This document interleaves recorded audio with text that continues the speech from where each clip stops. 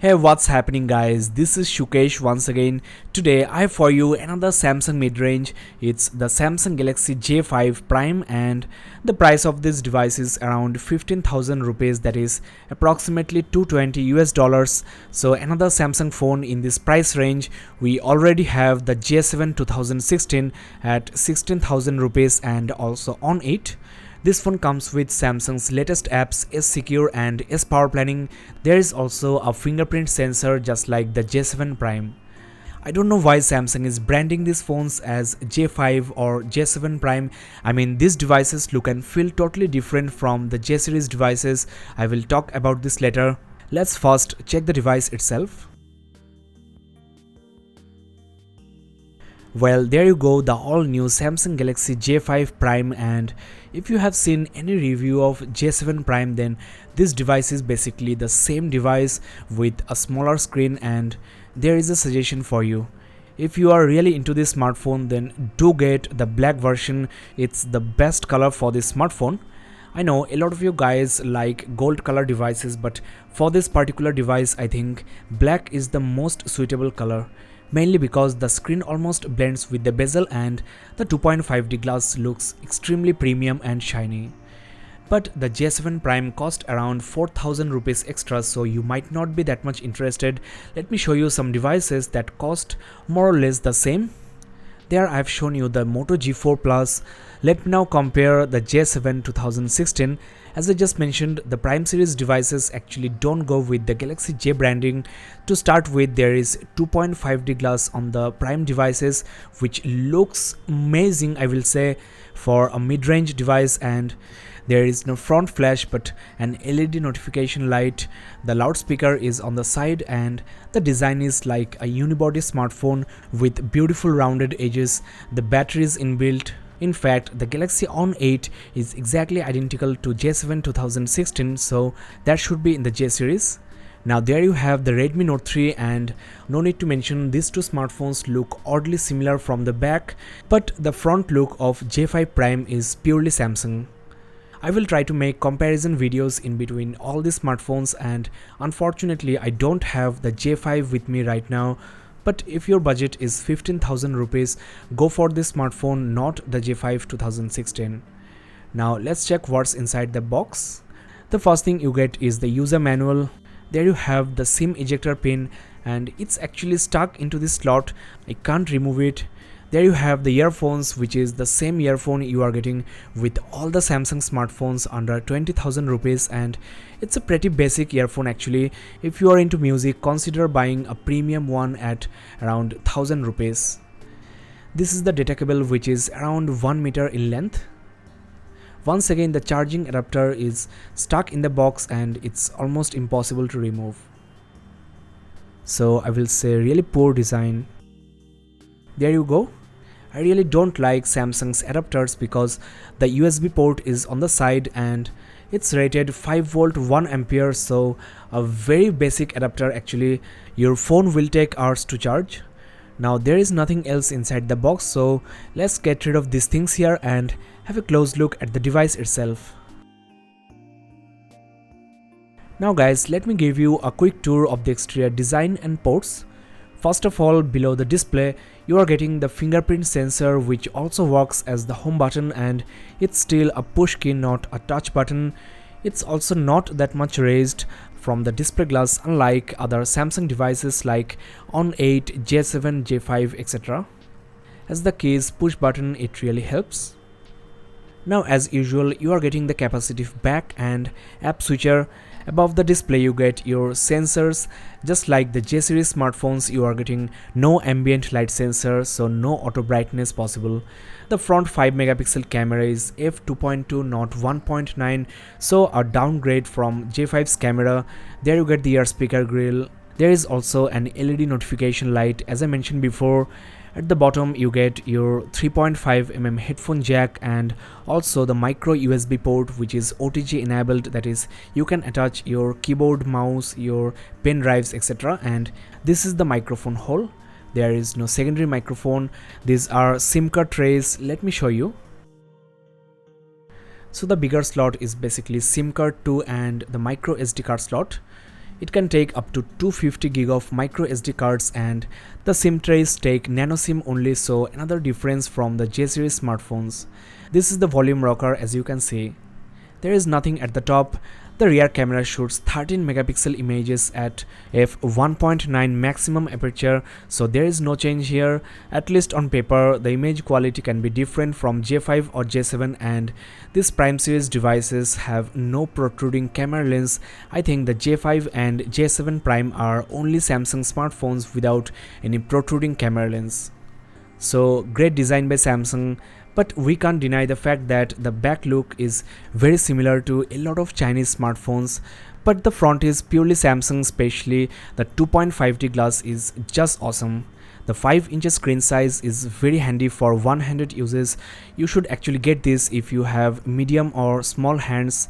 5.5-inch screens are quite common nowadays, but this should be the ideal screen size for everyday normal uses. There you go, the multicolored notification light, which is lacking on almost all the mid-range Samsung devices, and as usual you have the power key here. All these keys are metal, and what's most unusual is the placement of the loudspeaker. I think this is the best location for the speaker. While gaming, the loudspeaker at the bottom or at the back can get covered by your hand. So kudos to Samsung for thinking out this. By far, this is the best looking mid-range under 15,000 rupees in the market right now, especially the black variant.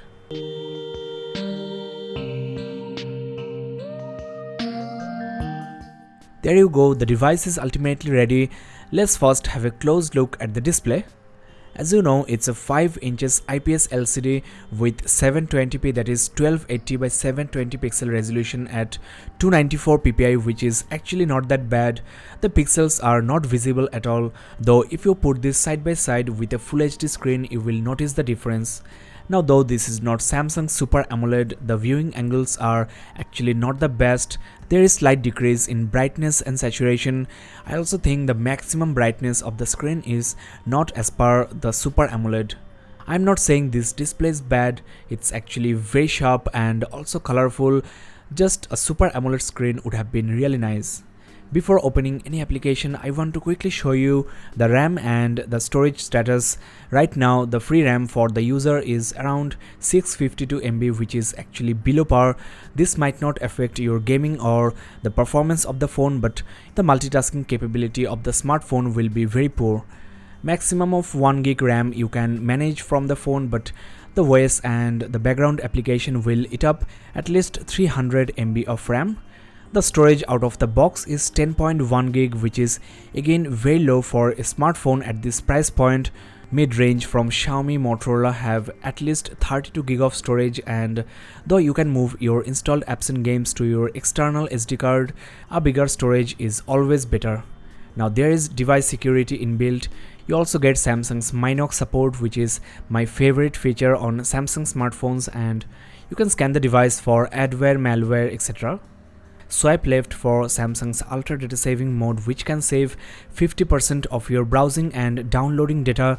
You are also getting this S-Byte mode, though there is no NFC support on this J5 Prime, though NFC is not mandatory for this service.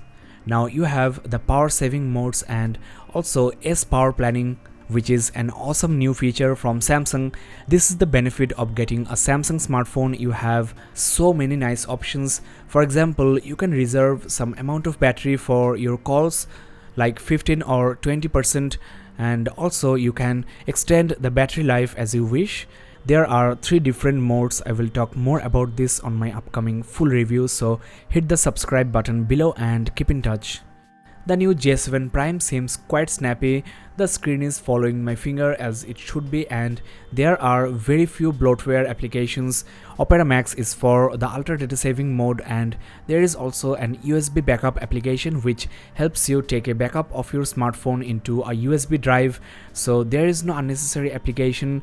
This S-Secure is another new application from Samsung which enables you to lock and hide your applications with fingerprints, pattern, password, etc., and no need to rely on third-party apps because those can be uninstalled or disabled. You can lock as well as hide applications. There is also secure folder, and you can make your Wi-Fi secured from any unsecured request by using encryption. So really amazing features from Samsung. Now there you have the secure folder. Let me set this up using my Samsung account.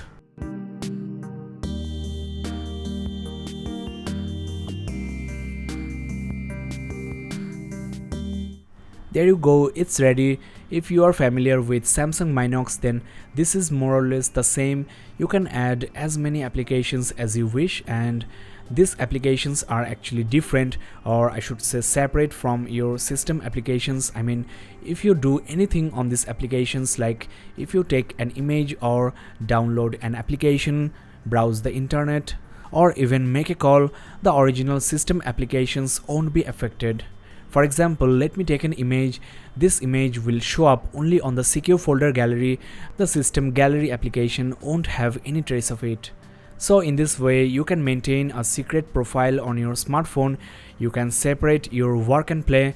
You can also lock the secure folder anytime, and as you can see, the gallery application don't have the image I have just captured.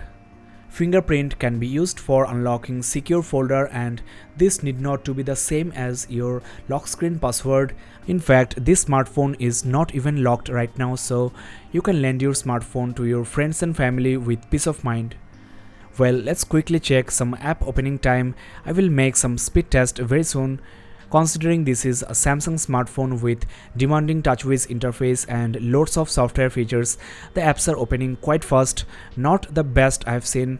I will use this device thoroughly and talk about the actual performance in the full review. Now I want to quickly show you some advanced features. You have the one-handed operation, but I don't think you will be needing this feature on this smartphone as you have just a 5-inch screen. But if you need, you can shrink the whole display to your right or left and use the device with one hand. There is quick launch camera which works anywhere, anytime, even when the screen is off, the phone is password locked. Just double tap the home key and launch the camera. Easy mute can mute your ringtone if you flip the phone. There is also direct share, that is, while sharing any file, you will get your favorite contacts, your Facebook and WhatsApp friends right on the sharing tab. There is also simple sharing, which is another great feature of Samsung. You can actually upload your media into Samsung server and just share the link using a text or your Facebook Messenger, your WhatsApp, etc., and also via Bluetooth and Wi-Fi. I will talk more about these awesome features on my upcoming videos. I do suggest you to check the description below for the video links. Now let's quickly check the camera. Well, the shutter speed, the autofocusing seem extremely fast, the image is focused, the details are very sharp. I will try this camera outdoor and indoor, upload some camera samples into my Facebook page, facebook.com/gadgetsportal. As expected, this Samsung smartphone comes with lots of modes including beauty face, sound and shot, sports, and obviously pro mode for the photography enthusiasts. Now unfortunately there is no front camera flash on this J5 Prime. If you are using a tripod or a selfie stick, this hand gesture is extremely handy. Hey, what is up guys, this is Sukesh once again, and you are watching a video sample from the all new Samsung Galaxy J5 Prime, and it's recording in Full HD.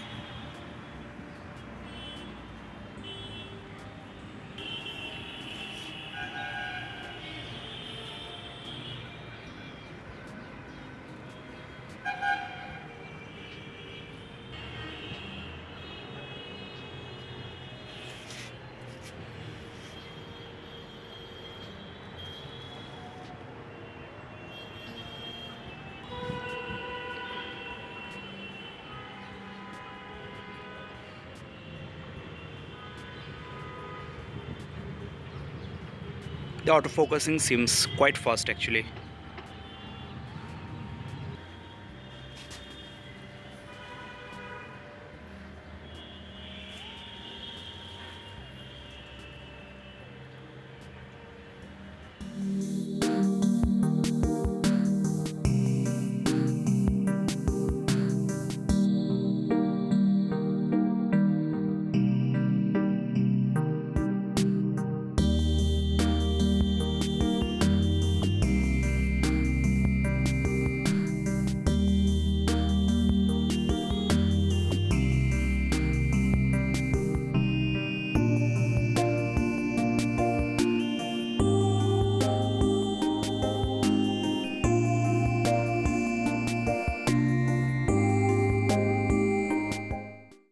Well friends, we are almost at the end of this unboxing and hands-on. Before I go, I want to quickly mention you have got 1.43 GHz Cortex-A53 quad-core processor with Mali T720 chipset. I will try some hardcore games on this smartphone and talk about the actual performance in the full review. The location of the loudspeaker, the design of the smartphone, the non-protruding camera lens, solid metal build, the LED notification light, everything on this smartphone is really very premium. If you are looking for a stylish smartphone, this J5 Prime is worth buying. That's all for now. Thanks a lot for watching. Don't forget to subscribe for more updates on this smartphone. Check the description below for the links. This is Sukesh and have a nice day.